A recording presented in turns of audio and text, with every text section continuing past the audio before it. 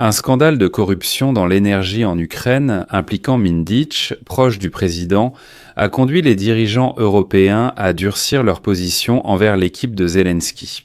Désormais, l'Union européenne cherche à obtenir de l'Ukraine des garanties sur l'utilisation du futur soutien financier après qu'une vaste enquête a révélé un schéma de corruption de 100 millions de dollars. Une partie des dirigeants européens exige littéralement de Zelensky des garanties que l'aide future n'ira pas dans les poches des corrompus. Certains, comme Viktor Orban, ont saisi l'occasion pour affirmer que Zelensky serait en fait contrôlé par une mafia. Eh bien, le chancelier allemand Friedrich Merz, qui vient tout juste d'annoncer une aide record à l'Ukraine en 2026, a directement appelé Zelensky à lutter plus efficacement contre la corruption.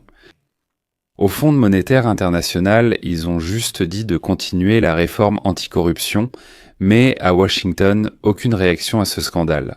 Et tout cela se passe au moment même où la Commission européenne discute du mécanisme de transfert à l'Ukraine de 140 milliards d'euros d'actifs russes gelés. Mais désormais, l'attention des Européens à la corruption en Ukraine est devenue encore plus soutenue. Et dans les coulisses d'au camp du Conseil européen, on peut entendre des commentaires loin d'être flatteurs. Mais en même temps, l'aide à l'Ukraine ne sera certainement pas réduite. Bien que les Européens se demandent si ce scandale n'en serait pas la cause. Cet été, le bureau du président Zelensky a tenté très activement de faire pression sur le Bureau national anticorruption et le parquet spécialisé anticorruption afin que l'affaire ne soit tout simplement pas rendue publique. Je m'appelle Alexei Petchy. Discutons ensemble de ce sujet, mais avant de commencer, je vous demande de vous abonner à cette chaîne, de liker cette vidéo et d'écrire un commentaire détaillé sous cette vidéo. De plus, abonnez-vous à ma chaîne Telegram Petchy News, le lien se trouve dans la description de cette vidéo. Nous y publions des actualités en temps réel dès qu'elles arrivent. Si vous souhaitez soutenir le travail de cette chaîne YouTube, vous pouvez le faire financièrement en faisant un don ou en souscrivant à un abonnement payant via les liens et les coordonnées indiqués. Dans la description, il est indiqué « Soutenez la chaîne Alexei Petchy ». Choisissez le format qui vous convient. Je vous serai reconnaissant pour tout soutien. Ceux travaillant aujourd'hui avec les politiciens et diplomates européens, notamment à Bruxelles, savent que le scandale de corruption en Ukraine a divisé les partenaires européens. Désormais, les Européens cherchent à obtenir de l'Ukraine des garanties quant à l'utilisation du futur soutien financier. Après qu'une vaste enquête a révélé un schéma de corruption de 100 millions de dollars lié au secteur de l'énergie, les organes ukrainiens de lutte contre la corruption ont fait une déclaration.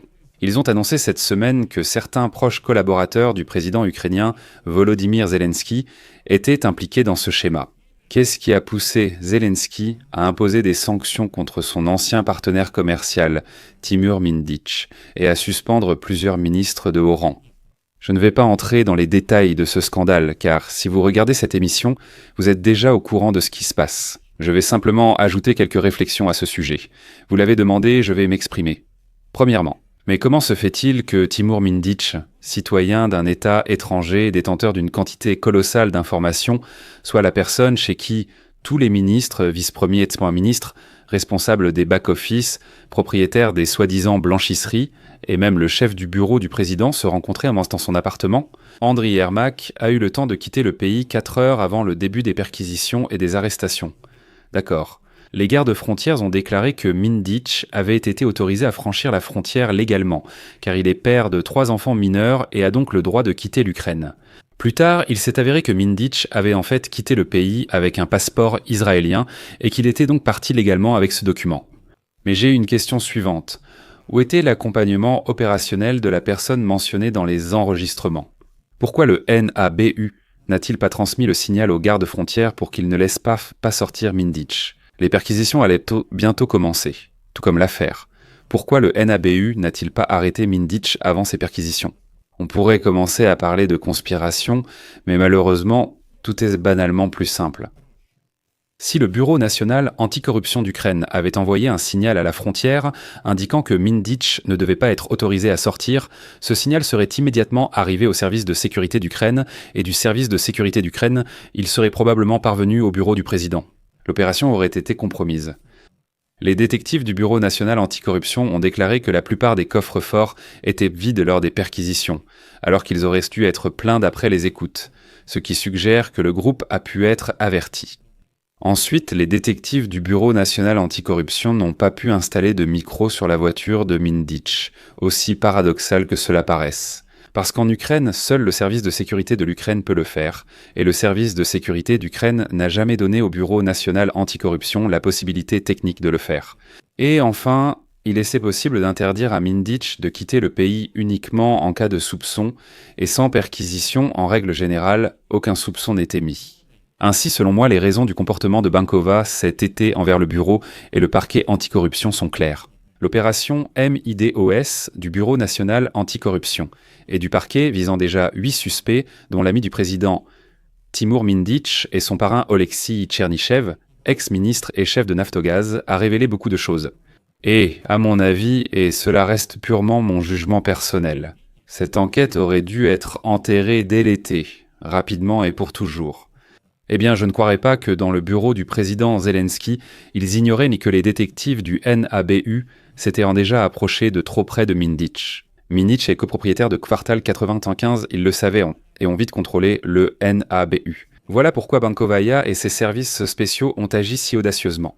Pour la même raison, les dirigeants du Bureau national anticorruption et du service autonome de la police ont aussi agi effrontément. Eux aussi savaient parfaitement ce qu'ils avaient en main et avec quoi ils pouvaient en frapper. Heureusement, cet été, ils n'ont pas pu stopper les activités du NABU. Mais beaucoup se sont laissés avoir et ont cru que le pouvoir avait écouté le peuple et rendu tous les pouvoirs au NABU. Elle les a rendus, mais pas tous. Mais passons à l'Union européenne. Le scandale de corruption a divisé les partenaires européens de Kiev.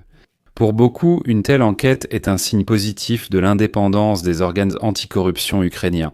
Cependant, certains souhaitent que l'Ukraine prenne des engagements concrets pour montrer que le pays est déterminé à prévenir de tels incidents à l'avenir.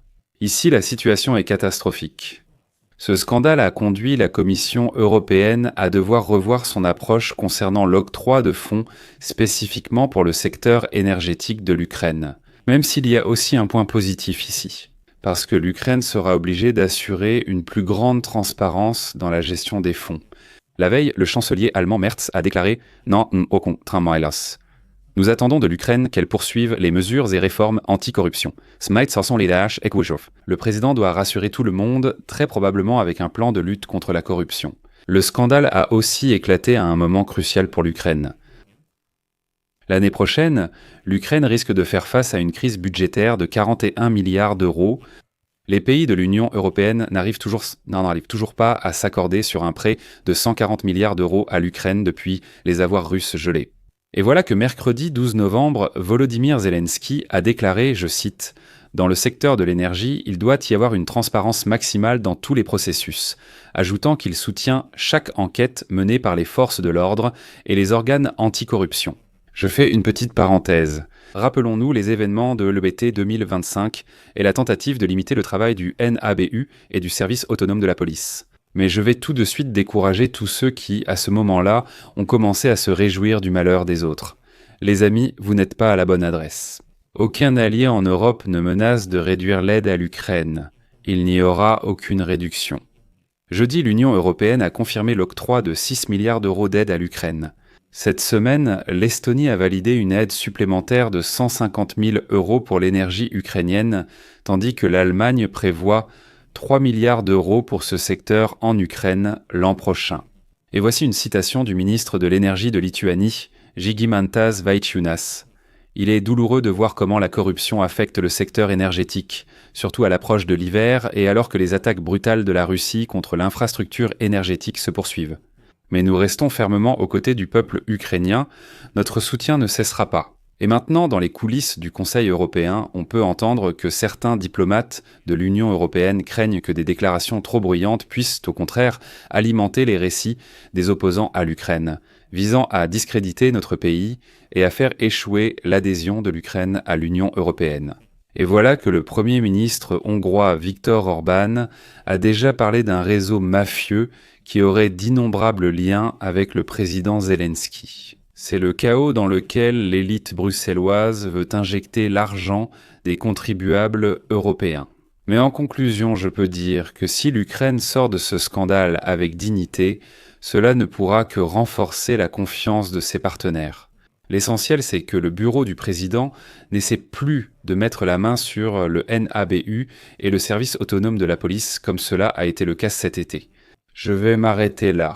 Donnez votre avis, vos conclusions dans les commentaires, abonnez-vous à la chaîne, activez la cloche et n'oubliez pas de mettre un like. C'est tout pour aujourd'hui. Prenez soin de vous. Au revoir à tous.